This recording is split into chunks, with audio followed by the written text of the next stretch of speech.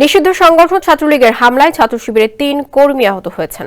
জানা যায়, সাংগঠনিক কাজ শেষে বাড়ি ফেরার পথে দেশীয় অস্ত্র দিয়ে শিবির কর্মীদের ওপর হামলা করে ছাত্রলীগের নেতাকর্মীরা।